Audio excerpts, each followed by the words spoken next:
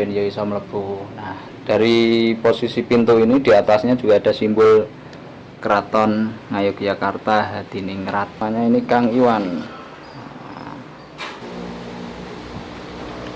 Kode orang ngerti nih, terah silsilahnya Pangeran Purboyo. Ada pohon beringin yang sangat rindang. Ini kalau nggak salah sawu kecik.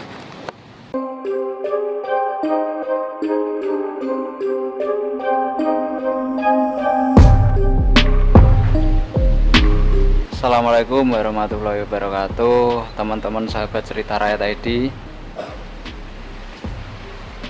Posisi saiki aku nenggone pesareanipun Pangeran Purboyo. Pangeran Purboyo adalah anak dari Panembahan Senopati. Yang lokasi makamnya ada di belakang saya ini. Lokasi ada di wilayah Yogyakarta. Untuk panjenengan semuanya, nek misalnya panjenengan mau ziarah ke sini, lokasinya sangat asri, ada tempat untuk parkir mobil, motor, untuk menginap juga ada. Dan tak lupa, jangan lupa mengisi buku tamu ataupun saran saya juga mengisi kas seikhlasnya, karena memang itulah etika tata kramane panjenengan yang misalnya berziarah ke makam-makam Jogja, biasanya tata kramane seperti itu. Nah, juga di makam Pangeran Purboyo ini, nek panjenengan mau ambil video atau foto itu tidak diperkenankan ya, panjenengan tidak diperkenankan. Panjenengan hanya bisa ambil di wilayah luar, seperti saya di sini. Untuk masuk di gerbang utama, panjenengan tidak diizinkan mengambil video. Jadi di sini, di pemakaman ini, jenengan lihat sendiri, untuk menuju akses makam ada lantainya seperti ini. Begitu istimewanya. Mungkin di daerah jenengan semuanya, di Bojonegoro, Tuban, Lamongan dan sekitarnya mungkin juga tidak seistimewa ini ya, karena memang Pangeran Purboyo adalah terah raja, anaknya Panembahan Senopati atau raja pertama Mataram Islam. Nah, jadi pintu-pintunya masih seperti ini. Nah, ada tata tertibnya, cuman sempat sobek. Nah, pintu-pintunya berukir dan ini pasti dikunci. Kalau jenengan nggak ngisi buku tamu, pasti tidak akan bisa dibuka ya. Maka jenengan perlu ngisi buku tamu ben yo iso mlebu. Nah, dari posisi pintu ini di atasnya juga ada simbol Keraton Ngayogyakarta Hadiningrat. Nah, memang situs ini pastinya juga sangat dijaga karena masuk wilayah lingkup Keraton Ngayogyakarta. Nah, kalau mau nginap di sini juga bisa, di depan pintu ini ada tempat menginap, tapi nanti di depan sana juga ada yang tempat menginap lebih luas. Bangunannya masih tampak kuno ya, tampak kuno, masih serba kayu. Dan di sini nanti ada tukang terima tamu atau juru makam atau juru kunci, itu ada di kanan dan di kiri. Oh ya, di sana itu tertulis, ada tulisan HB7. Nah, maksudnya apa saya tidak tahu. Mungkin waktu dulu yang rehab pertama kali adalah, atau yang rehab pada saat itu Hamengkubuwono ke-7. Nah, itu kalau di dalam makam tempatnya sangat bersih. Jadi panjenengan semuanya nek misalnya ziarah, ojo dikulinane, ojo pisan-pisan buang sampah sembarangan ning jero makam ya, khususnya makom-makom Mataram yang masih dijaga keasriannya, dijaga kebersihannya oleh para penjaga ataupun juru kunci makom. Nah, kita lihat sisi luar. Ambil juga paling asing. Nah, ini kalau posisinya tempatnya jenengan berziarah, ini tempat terima tamunya perlu ngisi buku tamu di sini. Nanti akan berjumpa dengan mbahnya. Kebetulan saya ditemani teman-teman dari Bojonegoro dan Sleman ya. Nah, beliau namanya ini Kang Iwan. Kalau ini Mas Budi, ini Mas Agung, ini Mas Badi Jumadi. Oke, kita coba di sisi luar ya. Nah, ini untuk terah silsilahnya Pangeran Purboyo, ternyata berasal dari silsilah Ki Ageng Giring. Nah, Ki Ageng Giring itu siapa? Monggo dicari tahu masing-masing. Kalau saya sudah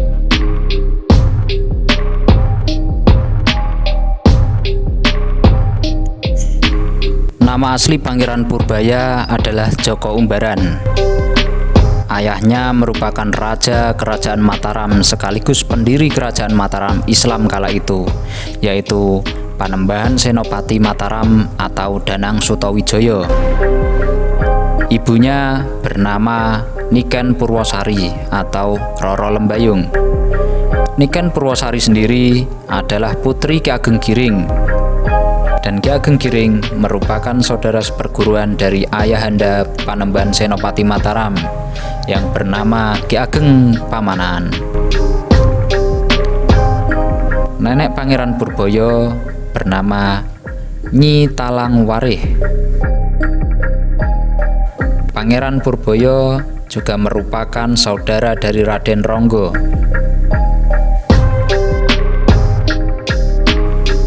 Sebagian masyarakat Jawa percaya kalau Sultan Agung sebenarnya merupakan putra kandung Pangeran Purboyo. Konon Sultan Agung Mataram sewaktu ketika masih bayi sengaja ditukar oleh Pangeran Purboyo dengan bayi yang dilahirkan istrinya.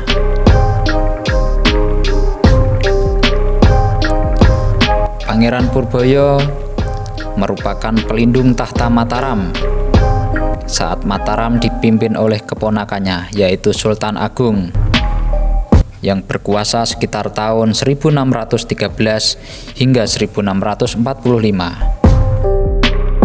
Bahkan Pangeran Purboyo dikisahkan juga masih hidup pada zaman pemerintahan Amangkurat I atau Amangkurat Agung yang merupakan putra Sultan Agung Mataram. Pangeran Purboyo sendiri dikabarkan meninggal dunia ketika terjadi perang besar di desa Nggogodok, yang mana saat itu Pangeran Purboyo berusaha mempertahankan Keraton Pleret dari serangan Karaing Galesong bersama pasukan Makassar, dan Pangeran Trunojoyo bersama pasukan Madura yang memberontak pada tahun 1677. Meski pada akhirnya Pangeran Purboyo meninggal dunia dan Keraton Pleret dikuasai oleh pasukan Karaing Galesong dan Pangeran Trunojoyo. Pangeran Purboyo memiliki dua anak yang bernama Kanjeng Pangeran Purboyo II dan Kanjeng Pangeran Prangwadono. Kanjeng Pangeran Purboyo II sendiri memiliki anak yang bernama Raden Tumenggung Gajah Barong serta Raden Ayu Kajoran. Dan Kanjeng Pangeran Prangwadono memiliki anak yang bernama Raden Mas Sumowijoyo.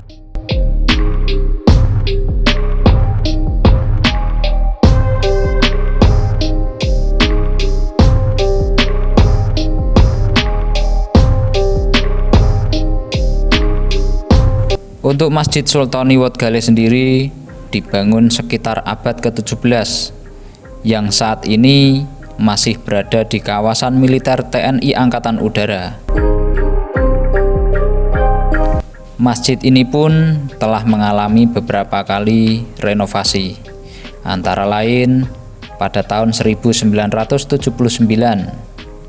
lalu 2010, lalu 2012, dan yang terakhir saat ini 2015. Nama Wat Galih sendiri berasal dari kata Wat ing penggalih, yang artinya jembatan hati menuju ketentraman. Di sini dilengkapi juga ada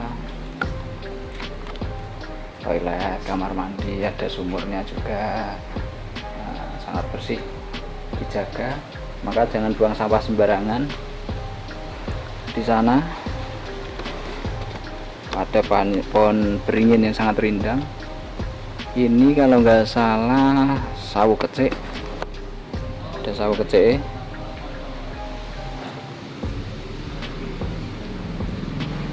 Ya, ada sawo kecik.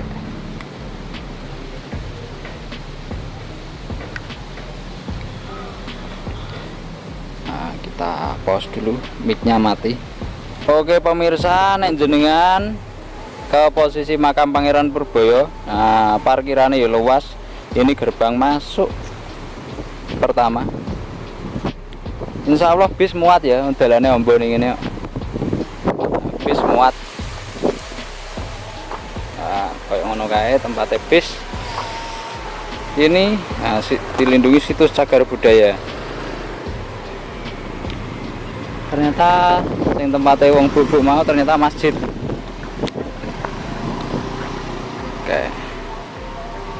Oke dulur-dulur, pohon beringin ini duwe jeneng ya, jenenge iki lho. Hasti luhur kuwi jeneng mbok apa iki ora padha ora ngertine iki. Nah, sing kono cirose Kang Iwan atau Mas Iwan ya nek ana jenenge iki. Aksara Jawa iki sing iso ngeja iki. Nah, tegese apa sing ngerti sejarahnya monggo di komen. Ben besok-besok misalnya aku ngulas kan ya rada kepenak, ora terlalu ngawur. Nah, kuwi posisine. Lah nek jenengan misalnya ameh nginep ning ngono kuwi. Nah, kaya nek wong padha turu ke, tak dudane. Wong padha turu ya oke ke.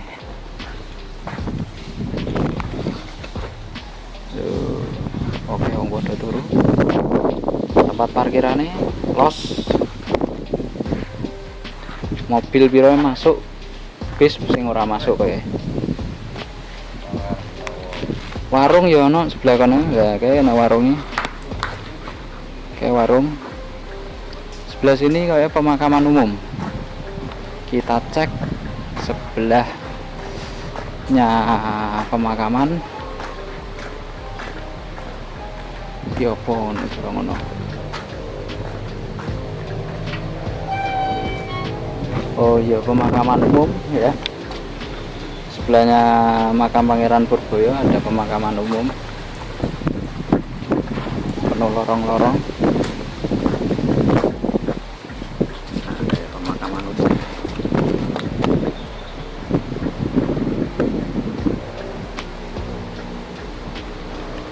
Padha ora ngertine makam umume sinten mawon ya. Jangan lupa kalau berziarah ke tempat-tempat seperti ini banyak baca Fatihah, banyak-banyak berdoa, mendoakan beliau-beliau yang sudah meninggal. Ya, jangan sembarangan, jangan ngawur, ya harus punya tata krama, etika yang baik. Ya, misalnya. Oke, jadi jangan sembarangan ya. Apalagi panjenengan berniat buruk gitu ya aja sampai lah. Berziarah berniat untuk mengalap berkah tapi berkah kanggo nyalai uang. Nah itu aja sampai, karena tempat kita meminta atau berdoa tetap pada Allah Subhanahu wa Ta'ala atau Tuhan kita masing-masing.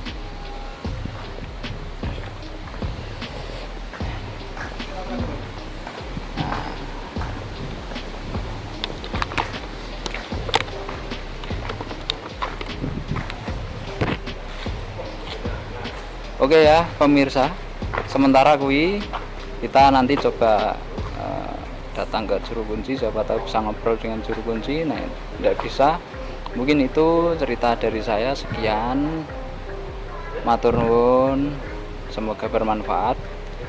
Kalau cerita saya banyak salah, memang tempatnya salah. Kalau ada benarnya, syukur alhamdulillah. Kalau memang perlu dibenarkan, silahkan dibenarkan. Kalau memang ada yang kurang pas, silahkan dipaskan. Jangan lupa komen, share. Yang paling penting saling berbagi doa dan tetap bersiarah. Assalamualaikum warahmatullahi wabarakatuh.